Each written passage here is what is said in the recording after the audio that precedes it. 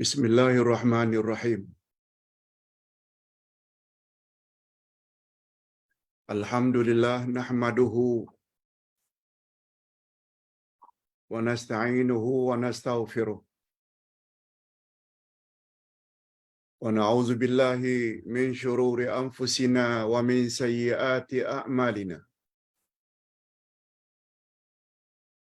May yahdihillahu fala mudilla lahu wa may yudlil fala hadiya lahu. Asyhadu an la ilaha illallah wahdahu la syarika lah. Wa asyhadu anna Muhammadan abduhu wa rasuluh la nabiyya ba'dah. Allahumma salli wa sallim ala nabiyyina Muhammad wa ala alihi wa sahbihi ajma'in, amma ba'd. Hadirin dan hadirat serta para pemirsa yang saya hormati, Assalamualaikum warahmatullahi wabarakatuh.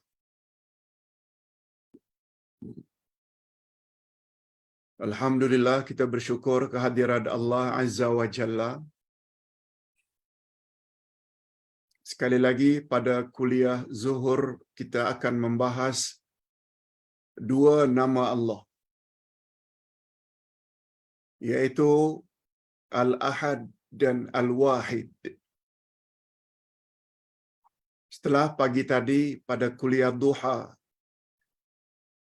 kita membahas nama Allah yang terakhir berdasarkan buku ini,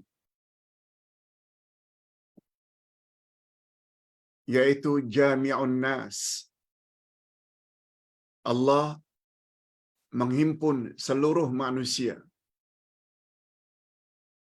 Atau nama Allah Al-Jami', yang menghimpun segala-galanya. Al-Jami' adalah salah satu daripada nama-nama Allah yang wajib kita ketahui. Itu telah dijelaskan pagi tadi dalam kuliah Duha, yaitu nama Allah yang ke-99 berdasarkan susunan kitab yang Ustaz tulis. Nah, pada hari ini pula kita akan belajar pada kuliah Zuhur sesuai dengan urutan yang kita telah belajar, khasnya untuk jamaah di TM. Nama Allah yang ke-22 dan 23, yaitu nama Allah Al-Ahad dan nama Allah Al-Wahid, yang sama-sama membawa makna Allah yang Maha Esa, Allah yang Maha Tunggal. Nanti kita akan jelaskan perbezaan antara dua nama ini, walaupun pada asasnya membawa makna yang sama. Esa, satu, tunggal.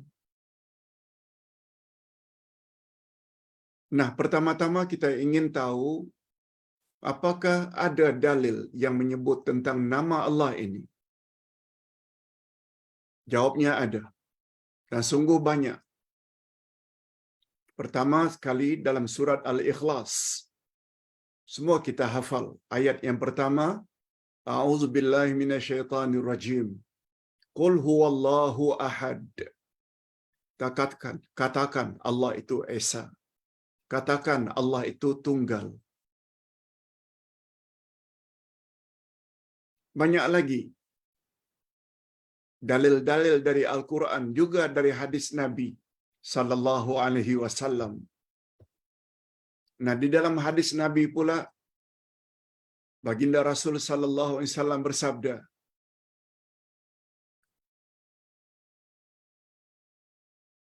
Allah Subhanahu wa taala telah berfirman dalam hadis qudsi. Apa kata Allah? Kadzdzabani banu Adam wa lam yakul lahu dzalik. Wa syatamani wa lam yakul lahu dzalik. Anak cucu Adam, yakni manusia, telah mendustakan aku. telah berbohong padaku. Dan anak cucu Adam juga telah mencela dan mencaci aku.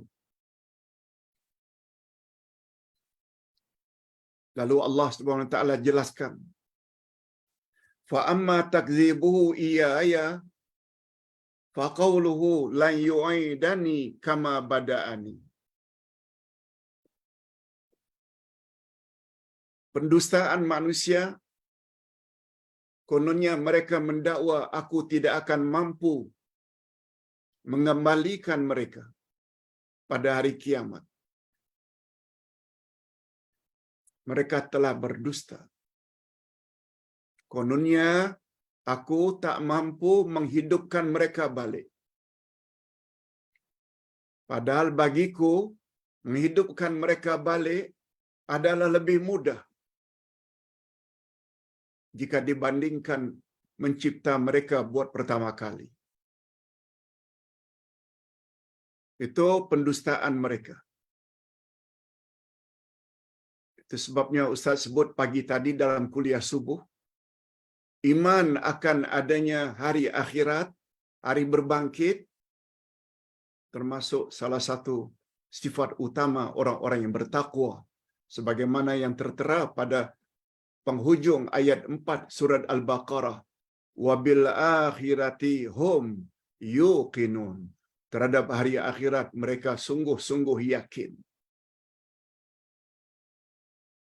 Ini belum lagi kita hubung kaitkan antara agama dengan pembalasan. Ingin mendapat penjelasan langsung atau penjelasan lanjut, sila dengar kuliah duha pagi tadi. Okey. Adapun celaan mereka terhadap aku, kononnya mereka mendakwa aku ada isteri, aku ada anak.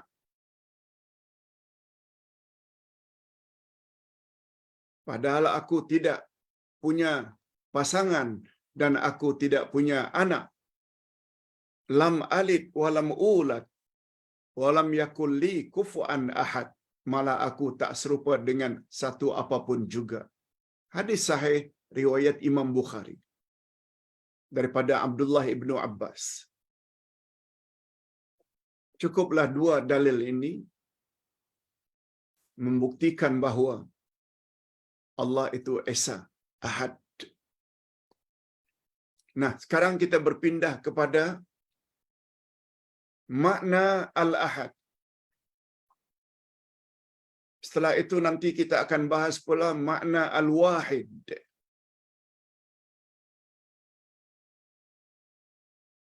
Sebagai mukaddimah, hadirin dan hadirat, dua nama Allah ini termasuk dua nama Allah yang sangat istimewa.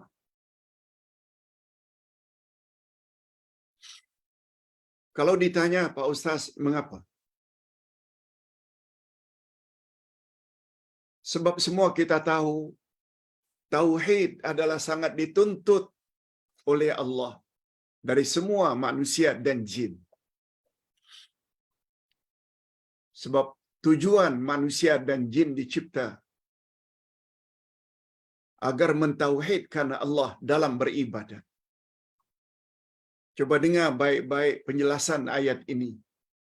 Ayat 5-6 dari surat Az-Zariyat. Wa ma khalaqtul jinna wal insa illa liya'budun. Dan tidaklah aku mencipta jin dan manusia kecuali agar mereka beribadat kepada aku. Liya'budun di situ kata ulama tafsir dan ulama akidah dengan makna liyuwahidun, agar mereka mentauhidkan aku, yang disebut dengan tauhid ibadat. Iyyaka na'budu, hanya kepada engkau saja kami beribadat. Jadi tujuan manusia dan jin dicipta agar mentauhidkan Allah. Perkataan tauhid berasal dari perkataan ahad atau wahid. Satu, esa, tunggal. Itu sebabnya Ustaz berkesimpulan, memahami makna ahad dan wahid sangat-sangat mustahak untuk membolehkan kita memiliki tauhid yang murni.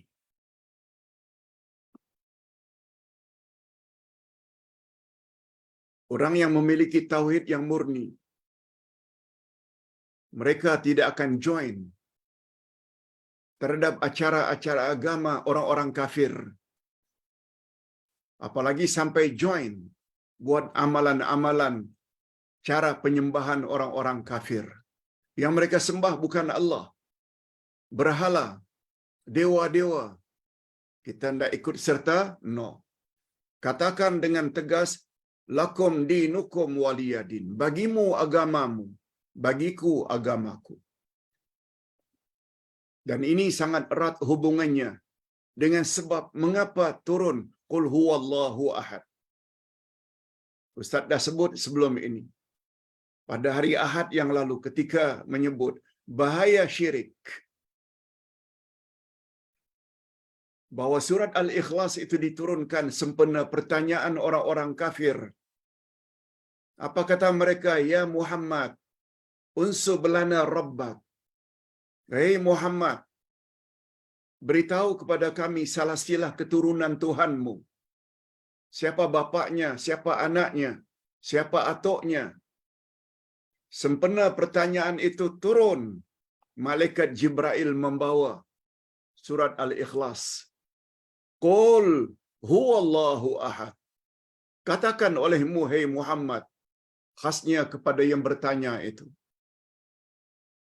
Sebutkan salah silah keturunan Tuhanmu. Katakan pada mereka, Allah itu Esa. Allahu Samad. Allah sumber segala nikmat. Jangan tanya siapa bapa, siapa ibu, siapa anak. Lam yalid walam yulad. Dia tidak beranak dan tidak diperanakkan. Walam yakul lahu kufuwan ahad. Malah dia tak serupa dengan satu apapun juga. Itu dia sebab mengapa surat Al-Ikhlas diturunkan. Itu sebabnya sangat tidak layak mana-mana orang Islam, termasuk para pemimpin, diajak bersama-sama memakai pakaian-pakaian mereka, pakaian keagamaan, buat amalan-amalan tertentu yang itu amalan-amalan mereka untuk dewa-dewa mereka, lalu ikut? No. Itu di antara ciri-ciri orang munafik. Lain cakap, lain bikin. Lakum dinukum waliyadin. Tidak ada kompromi dalam masalah akidah. Lihat, nampak tak betapa pentingnya akidah yang murni, tauhid. Kalau tauhid itu sesuatu yang paling dituntut, maka sesuatu yang paling dimurkai oleh Allah adalah syirik. Sebab syirik lawan daripada tauhid.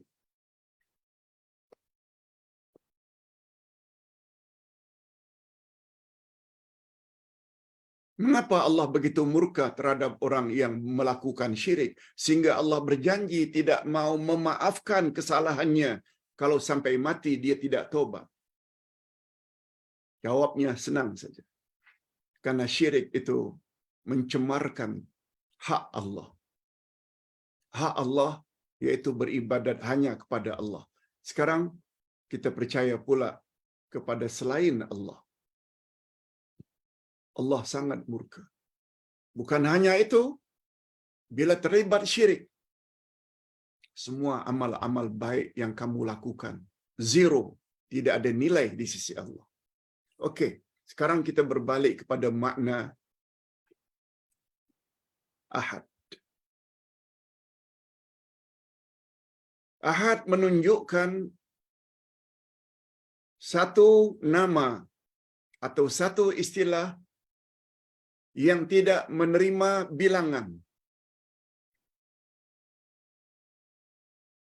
Dengan kata lain, ahad maknanya satu-satunya.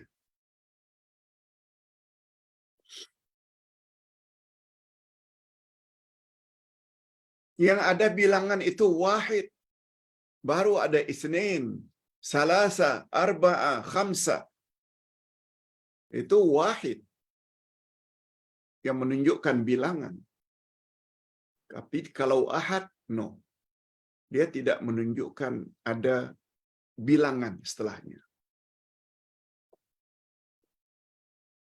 Sebabnya Allah berfirman, Qul huwallahu ahad.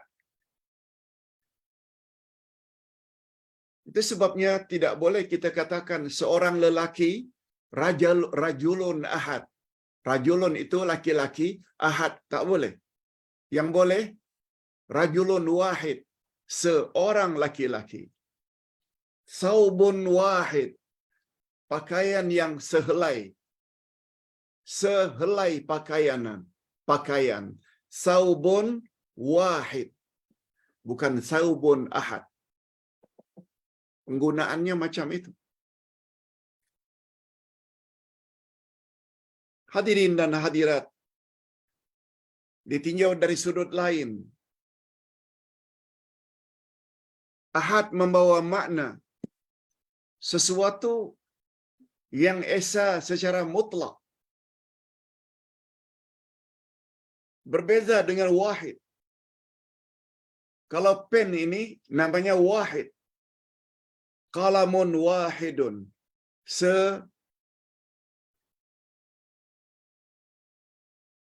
Buah pena. Namun demikian, bila dicabut tutupnya, tinggal ini tetap wahid. Dibuka isinya, tinggal tetap wahid. Kemudian kita masukkan balik, wahid dengan makna lain. Wahid adalah sesuatu yang boleh menerima penambahan dan pengurangan. Tapi kalau ahad dia tidak menerima penambahan dan tidak menerima pengurangan.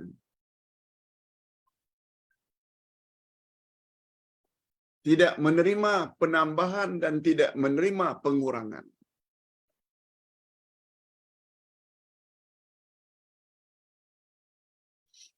Nah, sekarang kita ingin berpindah. Apa pula makna wahid, Pak Ustaz? Adakah dalam Quran nama Allah wahid? Jawabnya ada. Bukankah wahid itu membawa makna mengisyaratkan bilangan? Apakah itu bermakna Allah itu berbilang-bilang? Bukan. Di sini perlunya ilmu. Di sini perlunya penjelasan.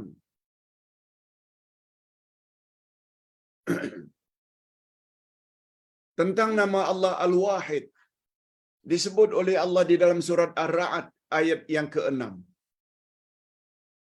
Allah Subhanahu wa taala berfirman menyebut tentang namanya Wahid. Qulillahu khaliqu kulli syai' wa huwal wahidul qahhar. Wa huwal wahid al-qahhar. Artinya, katakan hai Muhammad, Allah adalah pencipta segala sesuatu. Segala sesuatu. Langit, bulan, bintang, matahari, malaikat, jin, binatang, tumbuh-tumbuhan, manusia. Yang menciptanya adalah Allah. Khalik, creator. Kemudian Allah sebut sifatnya. Wa huwal wahidul qahhar. Dialah yang Maha Esa lagi Maha Perkasa. Wahid juga diartikan dengan Maha Esa.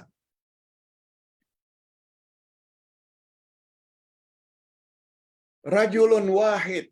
Manusia juga boleh dikatakan wahid. Tapi wahid di sisi Allah tak sama dengan wahid di sisi makhluk. Tak sama. Wahid di sisi Allah dengan makna satu-satunya.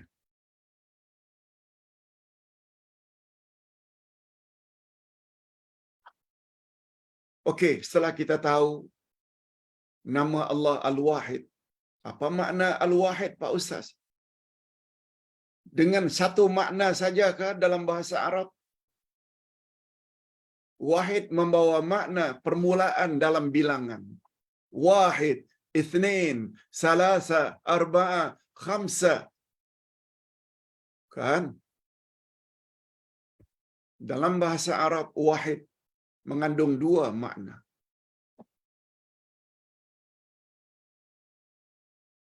Jadi bila disandarkan wahid itu pada Allah, dia membawa makna yang mana satu dari dua makna itu. Makna yang kedua. Apa dia makna yang kedua, Pak Ustaz? Coba dengar baik-baik penjelasannya. Perkataan wahid dalam bahasa Arab mengandungi dua makna. Ini dijelaskan oleh ulama akidah dan ulama bahasa. Yang pertama, wahid dengan makna satu untuk memulai bilangan. Wahid, satu. Isnain, dua. Salasa, tiga. Arba'ah, empat. Betul? Wahid dengan makna permulaan bilangan.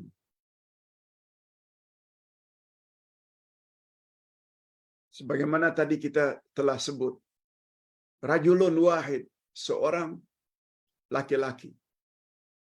Saubun wahid, sehelai baju. Nah, makna yang kedua. Dalam bahasa Arab, dia membawa makna satu-satunya. Membawa makna wahid, makna kedua dengan maksud satu-satunya, tiada tandingannya. Tiada persamaannya.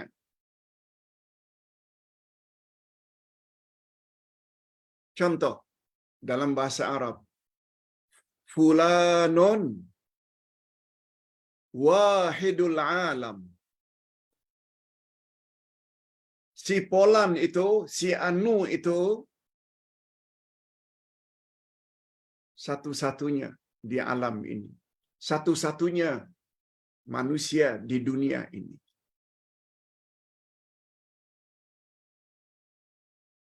Sebagaimana bahasa harian kita. Satu-satunya manusia yang Allah cintai dan sayangi melebihi daripada semua manusia, melebihi dari semua nabi dan rasul adalah Nabi Muhammad sallallahu alaihi wasallam. Wahidul alam. Kedudukan Nabi Muhammad sallallahu alaihi wasallam bukan melebihi dari kalangan umatnya saja. Dari semua rasul, hatta Nabi Adam, Nabi Nuh, Nabi Ibrahim, semuanya berada di bawah Nabi Muhammad. Kedudukannya dalam pandangan Allah, Nabi Muhammad boleh dikatakan wahidul alam, satu-satunya manusia di alam ini yang mendapat kasih sayang Allah, cinta Allah, melebihi dari segala-galanya.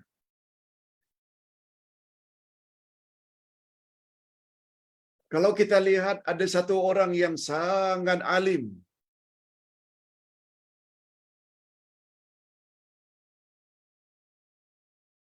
kita boleh katakan dia adalah wahidul alam. Di dunia ini dialah satu-satunya orang yang paling alim.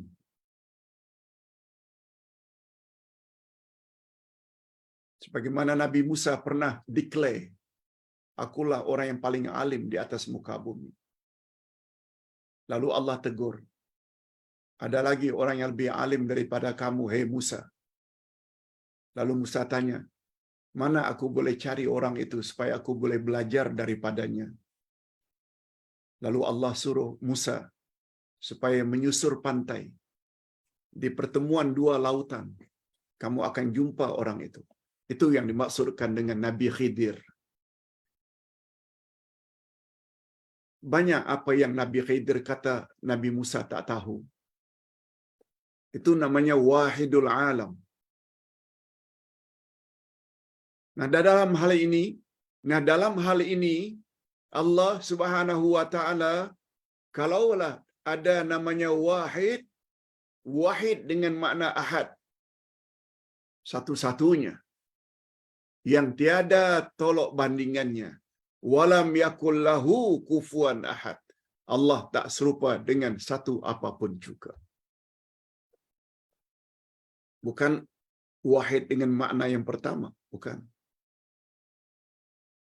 Di sini faedahnya kita belajar.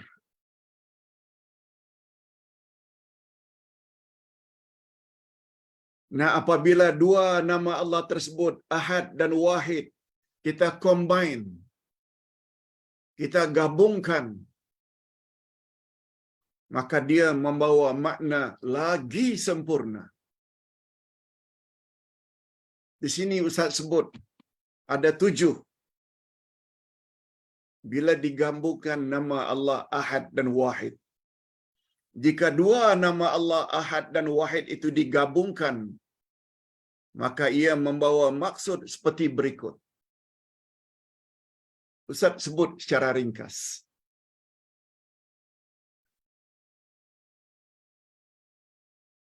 Itu sebabnya memiliki buku ini sangat mustahak.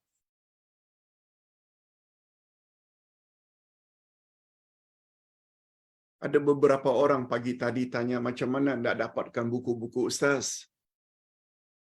Ustaz kata, semua buku Ustaz boleh didapati melalui Shopee. Ustaz kirim dia punya link. Lihat pada Shopee, lengkap dengan harganya.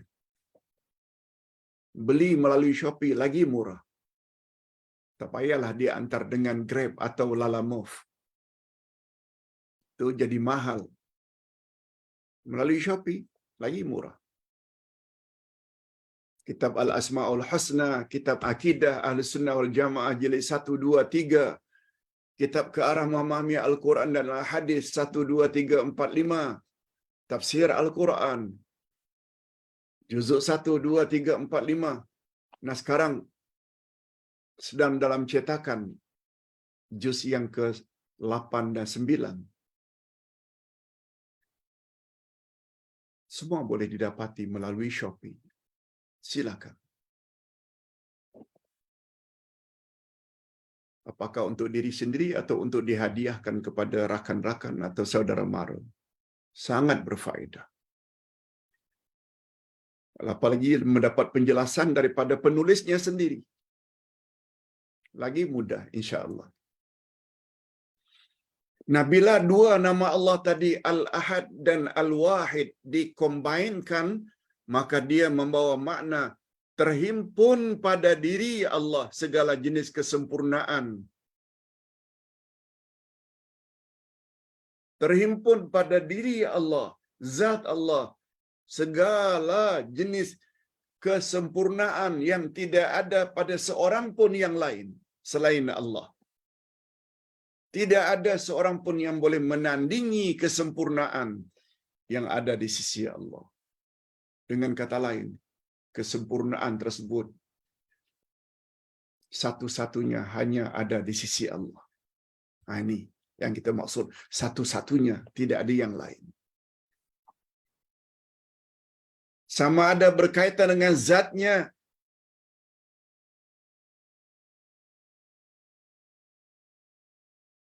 sama ada yang berkaitan dengan nama-nama dan sifat-sifatnya, nama Allah dan sifat makhluk boleh sama dari satu sisi, yaitu lafaz. Allahu hayyun wal ustazu hayyun. Allah hidup, ustaz juga hidup. Allahu mutakallimun, Allah berkata-kata, wal ustazu mutakallimun.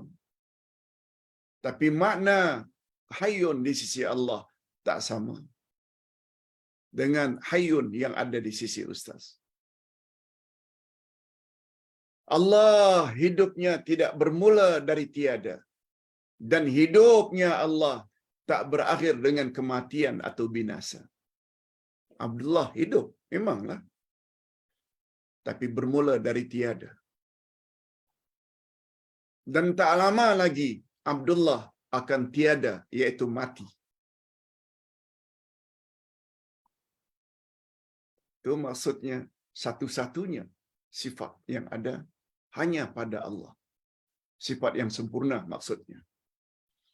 Begitu juga af'al Allah, perbuatan-perbuatan Allah.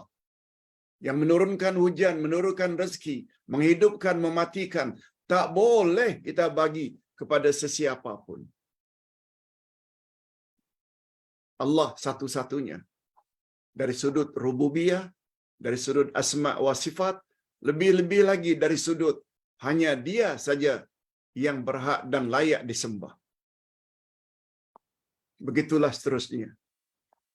Yang kedua, combine dari nama Allah Ahad dan Wahid. Allah Maha Tunggal atau Maha Esa dari sudut permulaan dan akhiran. Apa maksudnya? Awalan,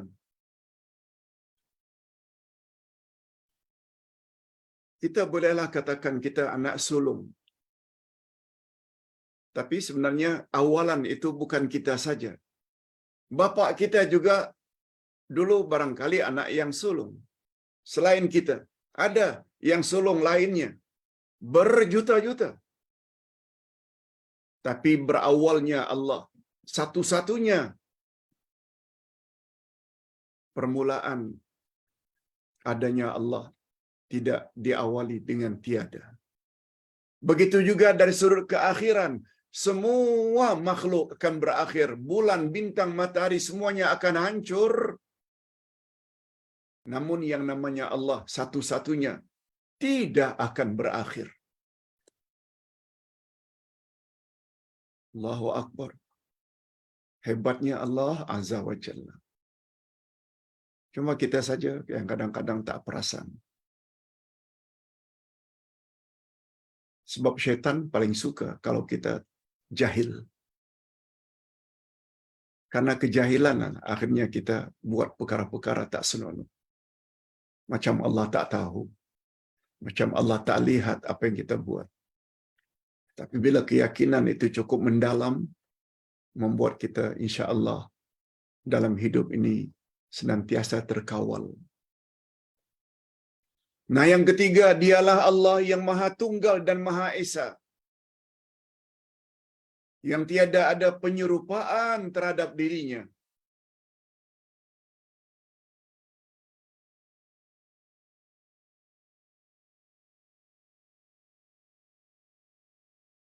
Tiada tandingannya. Ia tiada sekutu. Tiada gantian, tiada pasangan, tiada anak. Itu di antara makna bila kita combinekan antara Ahad dan Wahid. Yang keempat, dialah yang Maha Tunggal lagi Maha Esa. Segala bentuk kekurangan. Dialah satu-satunya yang Maha Tunggal Maha Esa yang tidak dicemari oleh kekurangan, keaiban, keburukan, walau sedikit. Manusia hebat macam manapun, pasti ada kekurangan. Pernah sakit, pernah ngantuk.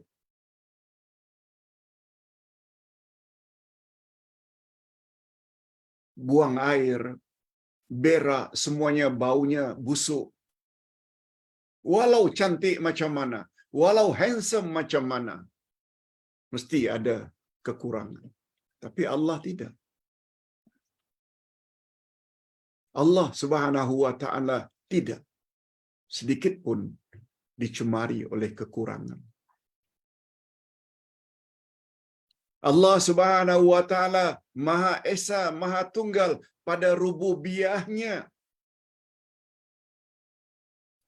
Itu sebabnya Ustaz ada sebut pada hari Ahad yang lalu.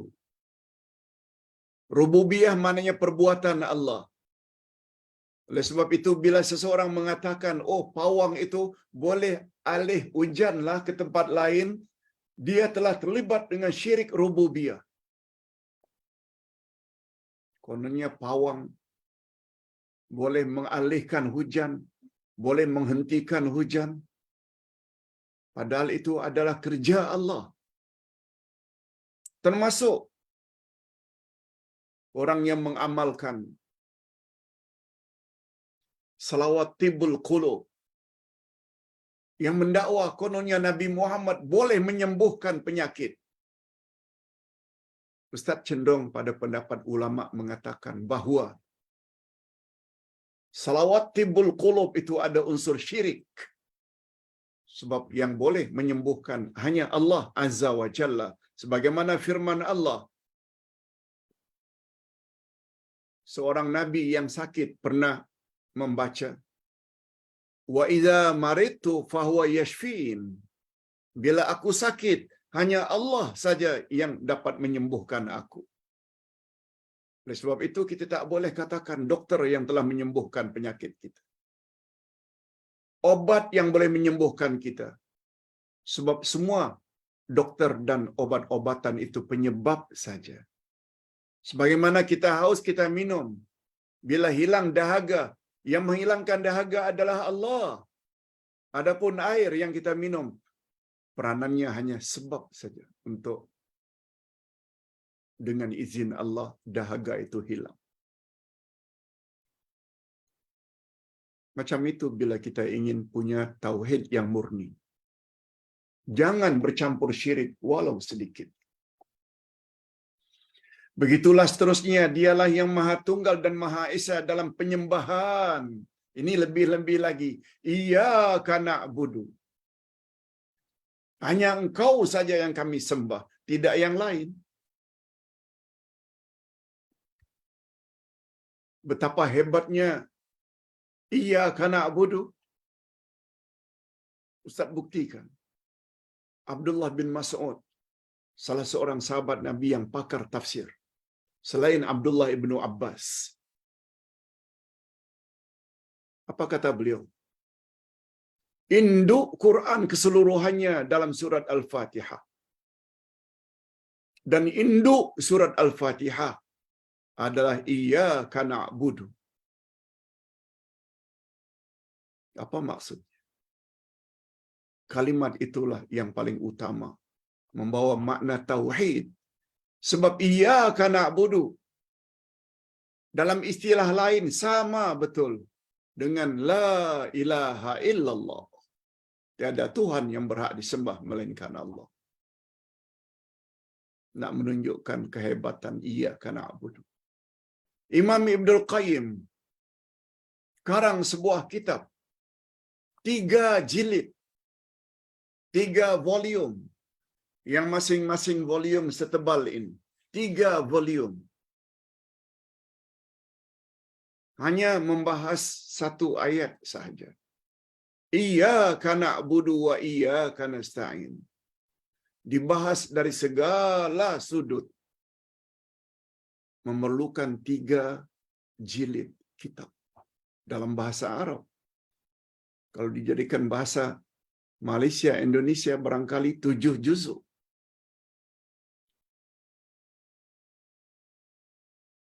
Yang beliau namakan dengan Madarijul As-Salikin.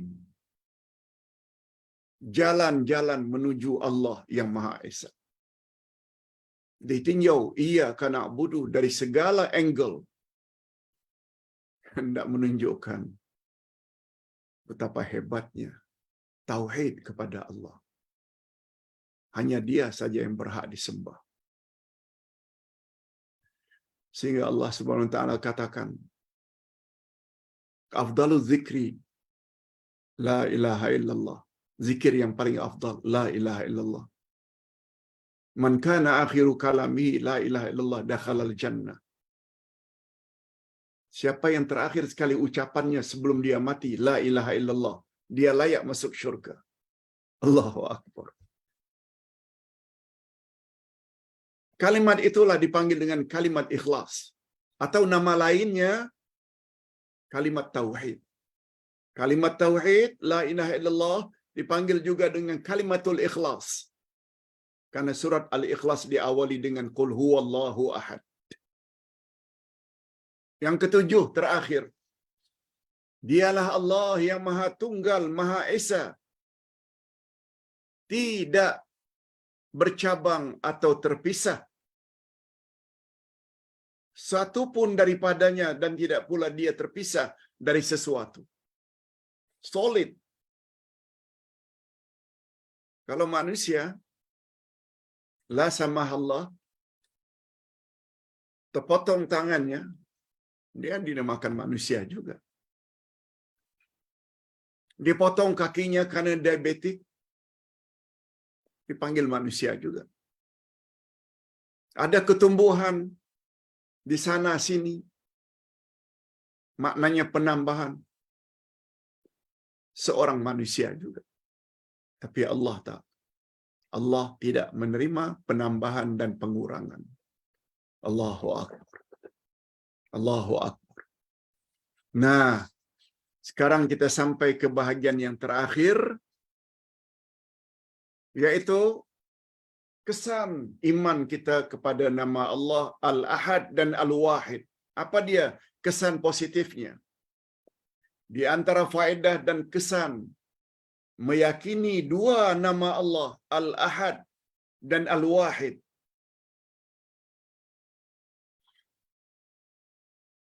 Coba cek dan periksa diri kita masing-masing. Ada tak kesan ini? Setelah lebih kurang 45 minit kita telah jelaskan makna Al-Ahad dan Al-Wahid. Ada tak kesan pada diri kita? Pertama sekali, dia akan jadi orang yang teguh memperjuangkan kebenaran ilahi. Walaupun manusia mencemohnya, Uday cukup pegang prinsip ini. Bila ada ayat Quran sebut, bila ada hadis Nabi sebut, sampaikan saja.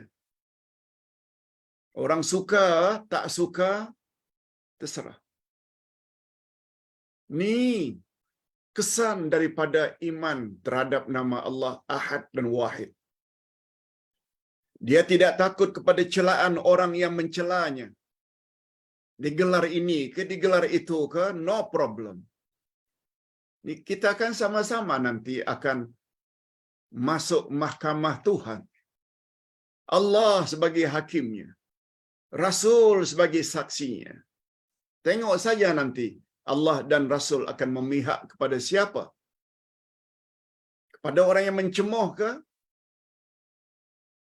Atau kepada orang yang memperjuangkan kebenaran? Itu kesan yang pertama.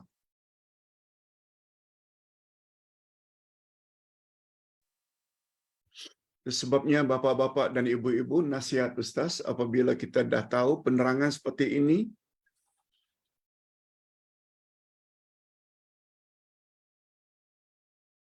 jangan merajuk, jangan give up, jangan serik. Bila ada kawan-kawan, pulaukan kita.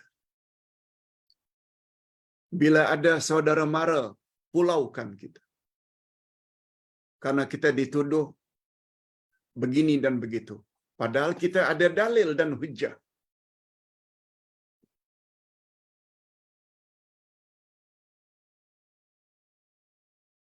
Yang kedua, kesannya. Dia hanya akan bertawakal kepada Allah Azza wa Jalla. Tawakal maknanya menyerahkan dirinya hanya kepada Allah, tidak kepada yang lain. Karena apa? Sebab dia yakin yang boleh tolong dia hanya Allah. Ini sebagaimana firman Allah di dalam surat Al-Ahzab ayat yang ke-47 kalau tak salah.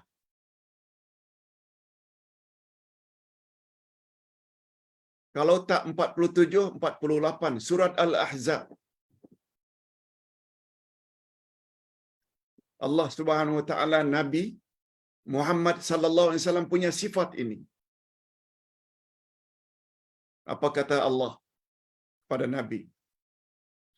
Wala tuti'il kafirin wal munafiqin wada'adhahum wa tawakkal 'ala Allah wa kafa billahi wakila.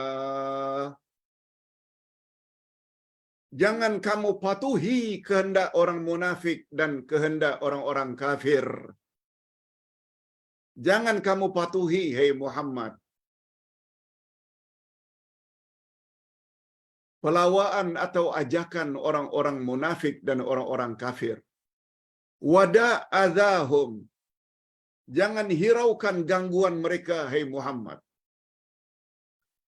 Orang kafir, orang munafik coba ganggu Nabi.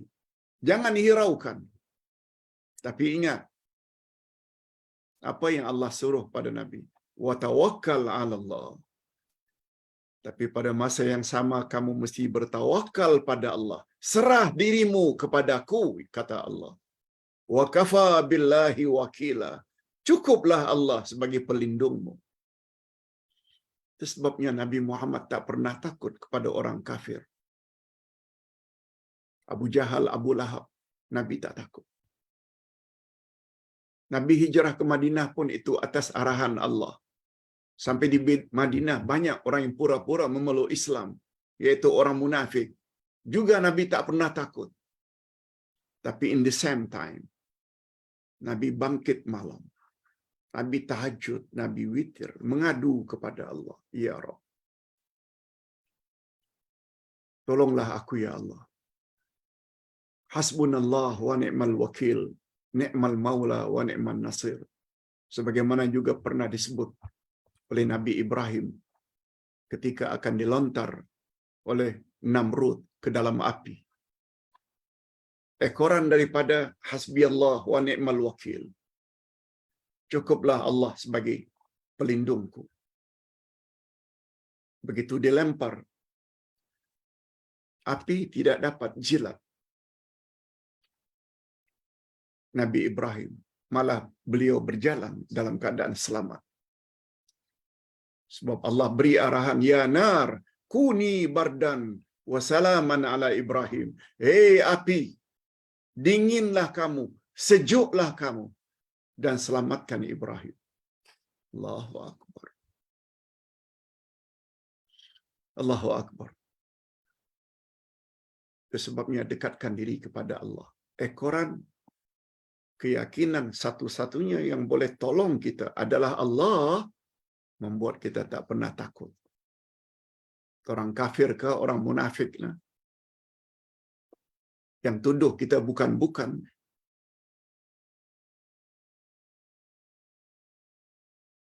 Kita jumpa nanti insya-Allah di mahkamah ilahi. Sebab pelajaran pagi tadi, Allah jami'un nas. Di hari akhirat nanti di padang mahsyar, Allah bukan hanya himpun orang-orang yang dizalimi, juga Allah himpun dengan orang yang menzalimi.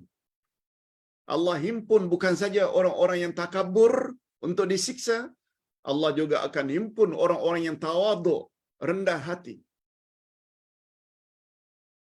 Buatlah suka-suka hati. Sebagaimana sabda Nabi, semua Nabi cakap seperti ini. Apa dia yang cakap semua Nabi kepada umatnya? Wa illam tastahi fasna' ma syi'ta. Bila awak tidak ada rasa malu, buatlah sesuka hati kamu. Ucapan itu diucap oleh semua Nabi dan semua Rasul kepada umatnya. Illam tastahi fasna' ma syi'ta. Kadang-kadang kita juga sekali-sekala marah pada anak dan cucu. Dinasihati berkali-kali, tapi diulang lagi perkara yang sama. Diulang lagi, nasihat, ulang lagi. Akhirnya sampai ke suatu peringkat. Buatlah nak sesuka hati kamu. Nampaknya nasihat ayah dan ibu kamu tak dengar. Buatlah sesuka hati kamu. Yes. Bukan maknanya menyuruh, bukan. Itu suatu warning yang sangat berbahaya. Nabi juga pernah warning umat masing-masing. Jika kamu tak ada rasa malu, buatlah suka-suka hati. Nah, yang terakhir, kesan daripada iman kepada nama Allah Ahad dan Wahid membuat seseorang selalu berzikir la ilaha illallah. Apalagi zikir la ilaha illallah dengan lengkap.